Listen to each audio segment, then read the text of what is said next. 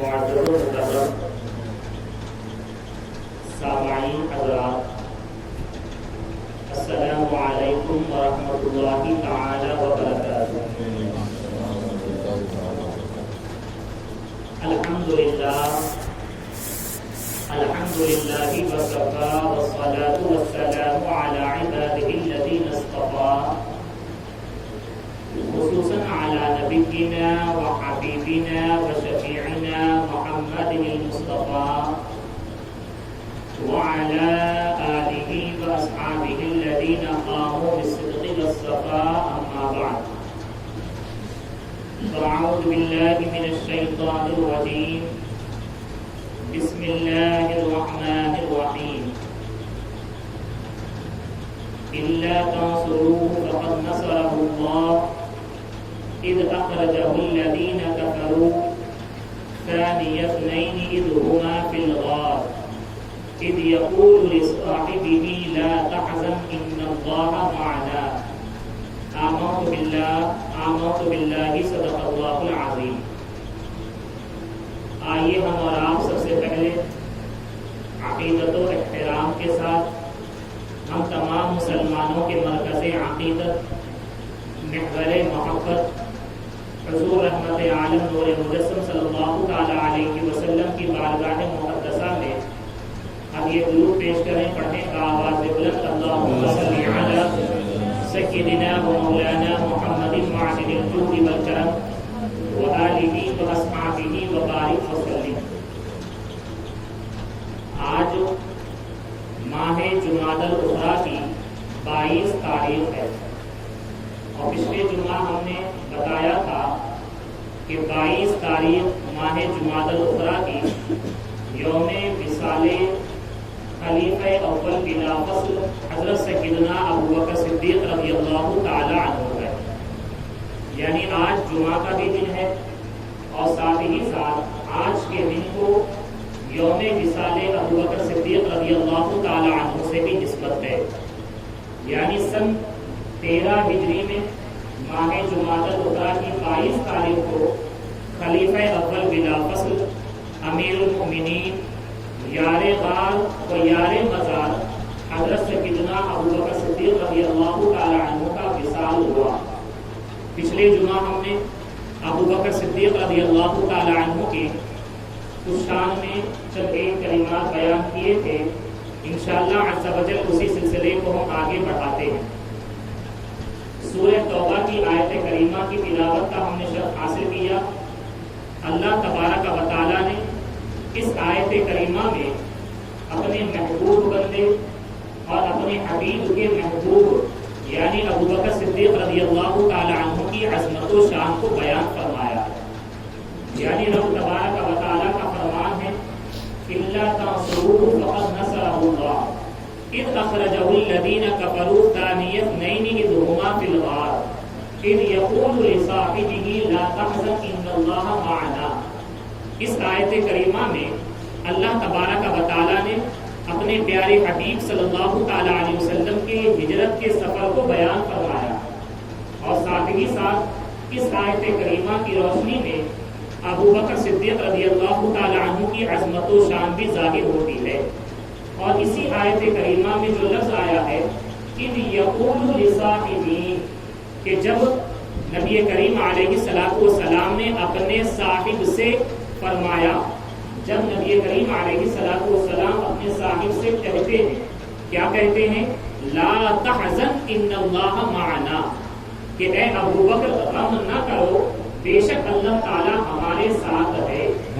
تو اس آیت کریمہ کی روشنی میں محدثین نے، مفسرین نے یہ فرمایا کہ صاحبی سے مراد یہاں پر ابوبکر صدیق رضی اللہ تعالی عنہ کی ذات مبارکہ، اور اس آیت کریمہ سے آپ کی صحابیت ظاہر ہوتی ہے، اور یہی وجہ ہے کہ ابوبکر صدیق رضی اللہ تعالی عنہ صحابہ کی جماعت میں ایک ایسے واحد شخص ہیں کہ جن کی صحابیت قرآن عظیم کی آیت کریمہ سے ثابت ہوگی قطعی طور پر۔ اور یہی وجہ ہے کہ جو کوئی شخص اگر آپ کی صحابیت کا انکار کرتا ہے تو وہ ایمان سے خارج ہو جائے گا، کیوں؟ اس لیے کہ اس کا آپ کی صحابیت کا انکار کرنا گویا کہ قرآن عظیم کی آیت کا انکار کرنا ہے، اور قرآن کی آیت کا انکار کرنا یقیناً انسان کو جو ہے ایمان سے خارج کر دیتا ہے۔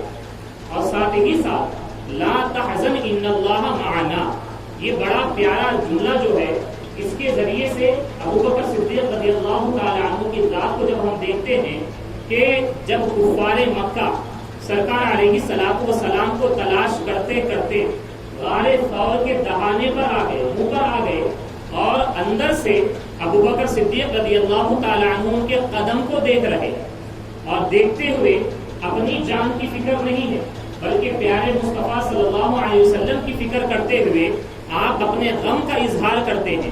تو ہمارے نبی علیہ الصلوۃ والسلام فرماتے ہیں لا تحزن ان اللہ معنا، کہ اے ابو بکر غم نہ کرو، بے شک اللہ تعالی ہمارے ساتھ ہے۔ سبحان اللہ، ہمارے نبی علیہ الصلوۃ والسلام کے یہ جملے ہیں، رب تبارک و تعالیٰ کا یہ فرمان ہے جو قرآن عظیم میں نازل ہوا، تو اللہ تبارک و تعالیٰ ابو بکر کے ساتھ ہے۔ اب اس کی عظمت و شان کو دیکھیں، اور یہ جو 3 دن غار ثور میں رہے، یہ ایسی کیفیت کا معاملہ تھا کہ جو فیض ابو بکر صدیق رضی اللہ تعالی عنہ نے پیارے مصطفیٰ سے حاصل کیا، کسی اور صحابی کو وہ حاصل نہ ہوا۔ یعنی سفر ہجرت میں پورے طور پر ابو بکر صدیق رضی اللہ تعالی عنہ آپ کے ساتھ رہے، اور ایسے ساتھ رہے کہ اللہ تبارک و تعالیٰ نے نبی کریم علیہ الصلوۃ والسلام کی محبت کا رنگ ابو بکر صدیق رضی اللہ تعالی عنہ پر ایسے چڑھا دیا کہ آپ پیارے مصطفیٰ کے رنگ میں رنگ گئے تھے۔ اور اس کو مفسرین نے، تاریخ نگاروں نے، سیرت نگاروں نے یوں بیان فرمایا ہے کہ ظاہری اعتبار سے بھی، باطنی کیفیت کے اعتبار سے پیارے مصطفیٰ علیہ الصلوۃ والسلام کا ان پر کرم ایسے ہوا کہ ابو بکر صدیق رضی اللہ تعالی عنہ جب پیارے مصطفیٰ صلی اللہ تعالی علیہ وسلم کے ساتھ مدینہ منورہ میں داخل ہو رہے تھے، اور مدینہ والوں کی یہ کیفیت تھی کہ جب سے انہوں نے سنا تھا کہ ہمارے نبی، آخری نبی مکہ مکرمہ سے ہجرت کر چکے، مدینہ منورہ میں داخل ہونے والے ہیں، تو روزانہ اپنی بستی سے نکلتے اور بلند وادی پر کھڑے ہوتے، دیر تک سرکار کا انتظار کرتے رہتے، اور کرتے کرتے جب سورج ڈھل جاتا دیکھ کر چلے جاتے، ہو سکتا کل آئیں گے۔ تو یہ کیفیت جاری رہی، یہاں تک کہ ایک دن وہ بھی آیا جب مدینے کے لوگوں نے دیکھا طلع البدر علینا پڑھا، یعنی ہم پر 14ویں کا چاند طلوع ہو چکا ہے۔ تو اس طریقے سے اپنی محبت کا جب اظہار کیا تو دیکھنے والوں نے یہ دیکھا کہ ابو بکر صدیق رضی اللہ تعالی عنہ پیارے مصطفیٰ صلی اللہ تعالی علیہ وسلم کو جب دونوں کو دیکھا تو دور سے دیکھنے والوں نے یہ سمجھا کہ ابو بکر صدیق رضی اللہ تعالی عنہ خود آپ نبی علیہ الصلوۃ والسلام۔ کیوں؟ اس لیے کہ آپ کے چہرے پر انوار مصطفیٰ ایسے جگمگا رہے تھے، لوگ پہچان نہ پائے، امتیاز کر نہ پائے کہ کون ہمارے نبی علیہ الصلوۃ والسلام۔ تو اس کے بعد ابو بکر صدیق رضی اللہ تعالی عنہ نے اپنی خادمانہ غلامانہ شان کا اظہار کرتے ہوئے، چونکہ دھوپ کا وقت تھا، آپ اپنے رومال یا چادر شریف کو نکال کر پیارے مصطفیٰ پر سائبان کر دیے، تاکہ سرکار علیہ الصلوۃ والسلام کے بارے میں لوگ دور سے دیکھ کر جان لے کہ آقا یہ ہے اور گنہگار خادم غلام ہے۔ تب دیکھ کر لوگ سمجھ گئے کہ ہاں ابو بکر صدیق رضی اللہ تعالی عنہ یہ ہے۔ اور پھر ابو بکر صدیق رضی اللہ تعالی عنہ کی عظمت و شان کے کیا ہے؟ اللہ تبارک و تعالیٰ نے قرآن عظیم میں ایک مقام پر نہیں، کئی مقام پر آپ کی عظمت و شان کو بیان فرمایا۔ 2 آیات کریمہ کو ہم نے ذکر کیا، ایک سورہ توبہ کی، اور پچھلے جمعہ ہم نے بتایا والذی جاء بالصدق وصدق بہ اولئک هم المتقون، کہ جو سچائی کے ساتھ تشریف لائے، والذی جاء بالصدق یہاں پر نبی علیہ الصلوۃ والسلام مراد ہے، وصدق بہ اور جس نے ان کی تصدیق کی، اس سے مفسرین نے یہ فرمایا ابو بکر صدیق مراد ہیں۔ اور سورہ لیل کی آیت کریمہ، اس میں بھی اللہ تبارک و تعالیٰ نے ابو بکر صدیق رضی اللہ تعالی عنہ کی عظمت و شان کو بیان فرمایا۔ سورہ لیل جو 30ویں پارے کی آخری کی آیات کریمہ ہے، وَسَيُجَنَّبُهَا الْأَتْقَى الَّذِي يُؤْتِي مَالَهُ يَتَزَكَّى، اس آیت کریمہ کے ذریعے رب تبارک و تعالیٰ نے ابو بکر صدیق رضی اللہ تعالیٰ عنہ کے پیارے عمل کو ظاہر فرمایا. ابو بکر صدیق رضی اللہ تعالیٰ عنہ کا جب یہ طریقہ رہا کہ جب آپ داخل اسلام ہو گئے اور آپ نے جب اظہار اسلام فرمایا، تو جب اظہار اسلام فرمایا اور نبی کریم علیہ السلام نے جب اپنے نبی ہونے کا اظہار فرمایا، تو آپ بغیر کسی تردد کے فوراً داخل اسلام ہوئے. آپ نے اظہار اسلام فرما دیا اور اس کے بعد برابر تبلیغ اسلام میں لگے رہے. اور ابو بکر صدیق رضی اللہ تعالیٰ عنہ کی دعوت و تبلیغ ہی کا نتیجہ ہے کہ عثمان غنی رضی اللہ تعالیٰ عنہ آپ داخل اسلام ہوئے. اور اسی طریقے سے عبد الرحمن ابن عوف رضی اللہ تعالیٰ عنہ یہ بھی آپ کی تبلیغ پر داخل اسلام ہوئے. حضرت طلحہ رضی اللہ تعالیٰ عنہ یہ بھی آپ کی تبلیغ پر داخل اسلام ہوئے. اسی طریقے سے زبیر ابن عوام رضی اللہ تعالیٰ عنہ یہ بھی آپ کی تبلیغ پر داخل اسلام ہے. اور اسی طریقے سے عثمان ابن مسعود رضی اللہ تعالیٰ عنہ یہ بھی آپ کی تبلیغ پر داخل اسلام ہے. اور آپ جانتے ہیں عثمان غنی کا مقام و مرتبہ کیا ہے. عبد الرحمن ابن عوف، اسی طریقے سے طلحہ رضی اللہ تعالیٰ عنہ، زبیر ابن عوام رضی اللہ تعالیٰ عنہ، یہ تمام کے تمام عشرہ مبشرہ میں داخل ہیں. اور ان کو جو یہ دو داخل اسلام ہوئے ہیں، ابو بکر صدیق رضی اللہ تعالیٰ عنہ کی تبلیغ پر داخل اسلام ہوئے. اور معاملہ یہ رہا کہ آپ دن رات دعوت اسلام لوگوں کے سامنے پیش کرتے رہتے، اور جو معاشرے کے سوسائٹی کے کمزور نہتے غریب مسلمان ہوتے یا پھر کسی کے پاس غلام ہوتے، ان کو اپنے مال کے ذریعے سے خریدتے اور خریدنے کے بعد راہ خدا میں آزاد کر دیتے. اور جب آپ داخل اسلام ہوئے تو آپ کے بارے میں یہ آتا ہے تقریباً 40,000 دینار یا درہم آپ راہ خدا میں خرچ کر دیے. سبحان اللہ، یہ بہت بڑی بات ہے. یعنی آپ نے سب سے زیادہ محبت اگر کسی سے کی تو مذہب اسلام سے کی، پیارے مصطفیٰ صلی اللہ تعالیٰ علیہ وسلم سے کی. آج ہم اور آپ حضرت سیدنا بلال حبشی رضی اللہ تعالیٰ عنہ کا نام لیتے ہیں، عاشق مصطفیٰ کے طور پر ان کو یاد کرتے ہیں. ان کا معاملہ بھی یہ تھا کہ آپ بلال حبشی رضی اللہ تعالیٰ عنہ امیہ ابن خلف کے قید میں تھے، اس کی غلامی میں آپ موجود تھے. اور اس کا معاملہ یہ تھا کہ جیسے ہی اسے معلوم ہوا کہ میرا غلام بلال داخل اسلام ہو گیا ہے، تو وہ برابر آپ پر ظلم و ستم کرنے لگا. اور مکہ مکرمہ کی جو تپتی ہوئی دہکتی ہوئی ریت ہوتی ہے، ننگی پیٹ آپ کو لٹا دیا جاتا اور آپ کے سینے پر پتھر رکھ دیا جاتا اور یہ کہا جاتا کہ تم اسلام سے نکل جاؤ اور ہمارے معبودوں کو تسلیم کر لو. لیکن بلال رضی اللہ تعالیٰ عنہ کے زبان پر ایک ہی کلمہ جاری ہوتا، اللہ احد اللہ احد اللہ احد، کہ اللہ تبارک و تعالیٰ ایک ہے. تو ایک مرتبہ ابو بکر صدیق رضی اللہ تعالیٰ عنہ کا وہاں سے گزر ہوا، اور جب گزر ہوا تو آپ نے دیکھا امیہ ابن خلف آپ پر ظلم و ستم کر رہا ہے. تو آپ نے فرمایا کہ اس کمزور غلام پر تم کیوں ظلم کرتے ہو، کیوں اسے تکلیف دیتے ہو، اسے بیچارے کو چھوڑ دو. تو وہ یہ کہتا ہے کہ اگر تمہیں اس سے بہت زیادہ لگاؤ ہے، محبت ہے، تو تم ہی اسے خرید لو.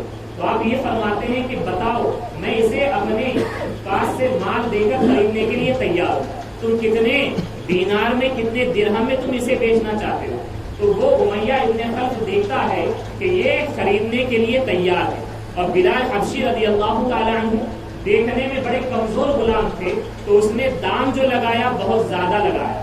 تقریباً 3 اوقیہ کا لفظ آتا ہے، جو آج کے دور اور زمانے کے بارے میں بعض محققین نے یہ فرمایا 30 تولے سے زائد سونے کی رقم ہوتی ہے آج کے زمانے میں. تو آپ تصور کریں اس دور اور زمانے کے معاملات میں کیسا یہ قیمتی مال رہا ہوگا. تو جب آپ سے یہ کہا جاتا تو آپ اسے دے دیتے، 3 اوقیہ دینے کے بعد آزاد کرا دیتے.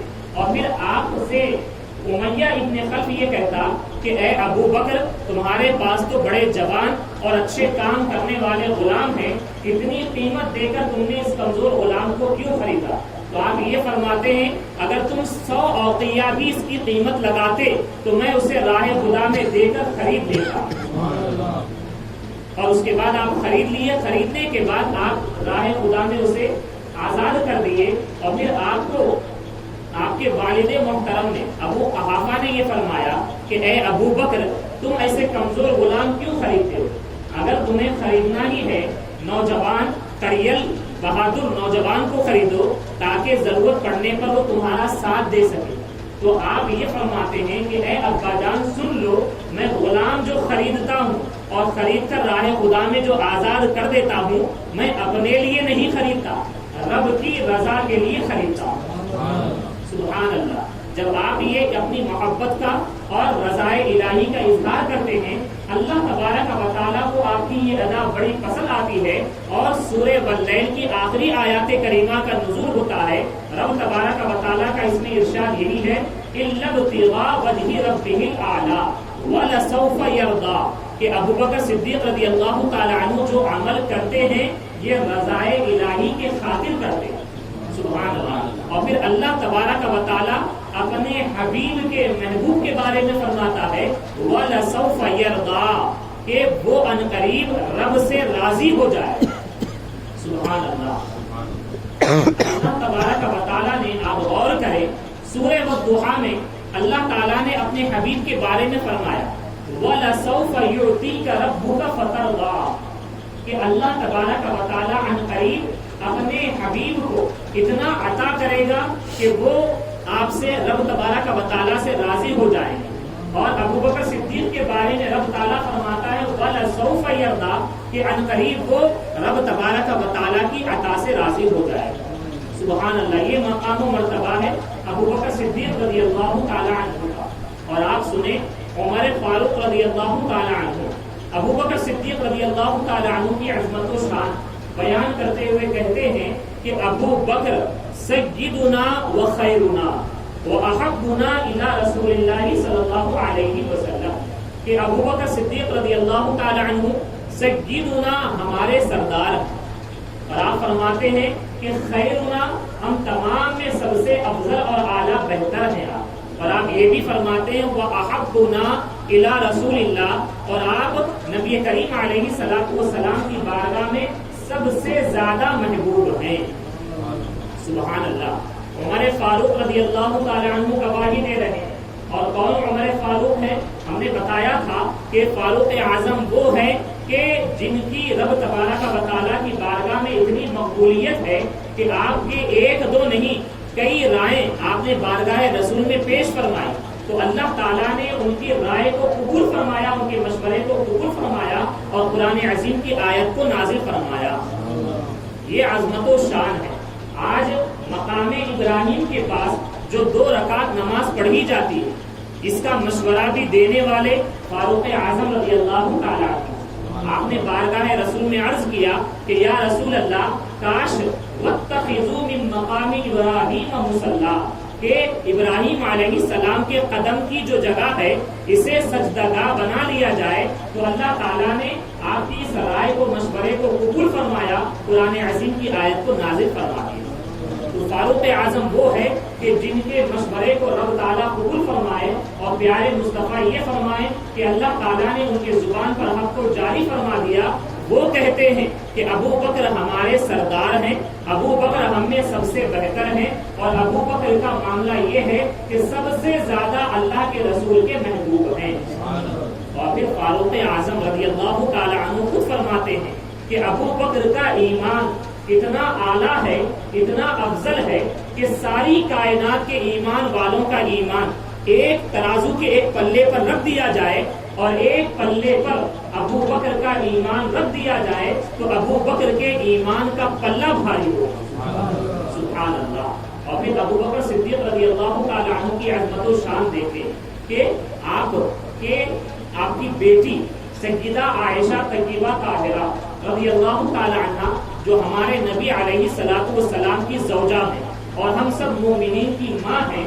آپ ایک مرتبہ سرکار علیہ السلام سے عرض کرتی ہیں کہ یا رسول اللہ علیہ السلام سب سے زیادہ محبوب آپ کو کون ہیں؟ تو سرکار فرماتے ہیں کہ عائشہ. اور اس کے بعد پھر آپ عائشہ رضی اللہ عنہا آپ یہ پوچھتی ہیں کہ یا رسول اللہ یہ بتائیے من الرجال مردوں میں سب سے زیادہ محبوب کون ہے؟ تو سرکار علیہ السلام فرماتے ہیں ابو بکر، یعنی عائشہ رضی اللہ عنہا کے والد محترم ابو بکر مجھے مردوں میں سب سے زیادہ محبوب ہیں. اور ایک مرتبہ کا واقعہ ہوتا ہے، عائشہ رضی اللہ عنہا باہر آسمان کے نیچے چارپائی پر بیٹھی ہوتی ہیں اور سرکار علیہ الصلوۃ والسلام ان کے زانو مبارک پر اپنا سر اقدس رکھے ہوتے، اور سیدہ عائشہ طیبہ طاہرہ رضی اللہ عنہا آسمان پر دیکھتی ہیں، پورے ستارے مکمل طور پر نکلے ہوئے ہوتے۔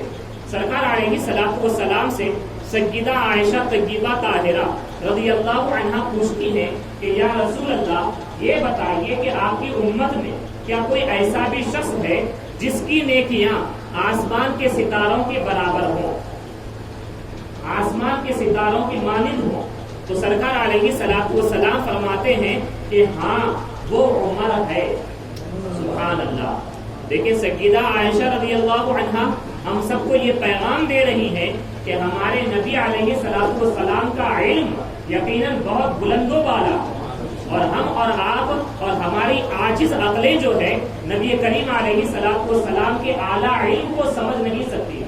یعنی آپ جانتے ہیں کہ ہمارا اور آپ کا اپنے سامنے نظر آنے والے ستاروں کا دیکھنا اور شمار کرنا یہ ہمارے لیے مشکل ہے، لیکن سرکار علیہ الصلوۃ والسلام کے بارے میں سیدہ عائشہ کا یہ ایمان ہے، یقیناً سرکار یہ جانتے ہیں کہ آسمان میں ستارے کتنے ہیں، اور آپ یہ بھی جانتے ہیں کہ آپ کی امت میں ابھی سے لے کر قیامت تک آنے والے مومنین کتنے ہیں، اور ان کے نیک اعمال کتنے ہیں، ظاہر اعمال کتنے ہیں، چھپ کر کیے جانے والے اعمال کتنے ہیں، اور ان کے اعمال کی جو نیکیاں ہیں، ان تمام امتیوں میں ستاروں کے مانند کس کی نیکیاں ہیں وہ بھی آپ جانتے ہیں۔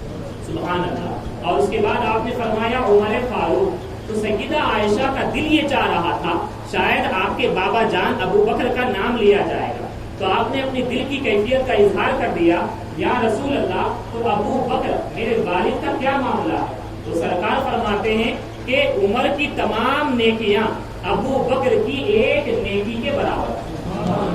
سبحان اللہ! یہی وجہ ہے فاروق اعظم رضی اللہ تعالیٰ عنہ فرماتے ہیں، کاش میں ابو بکر کے سینے کا ایک بال ہوتا۔ سبحان اللہ! یہ ابو بکر صدیق رضی اللہ تعالیٰ عنہ کی عظمت و شان ہے۔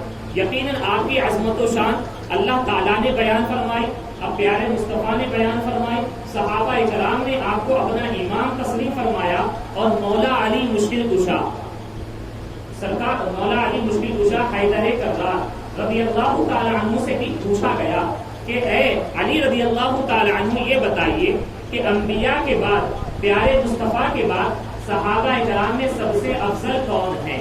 تو آپ نے فوراً فرمایا ابو بکر۔ اس کے بعد آپ سے پوچھا گیا ان کے بعد کون افضل ہے؟ تو آپ نے فرمایا عمر۔ اور اس کے بعد پھر آپ سے یہ پوچھا گیا ان کے بعد کون افضل ہے؟ تو آپ نے فرمایا عثمان۔ پھر لوگوں نے یہ بھی کہا آپ اپنے بارے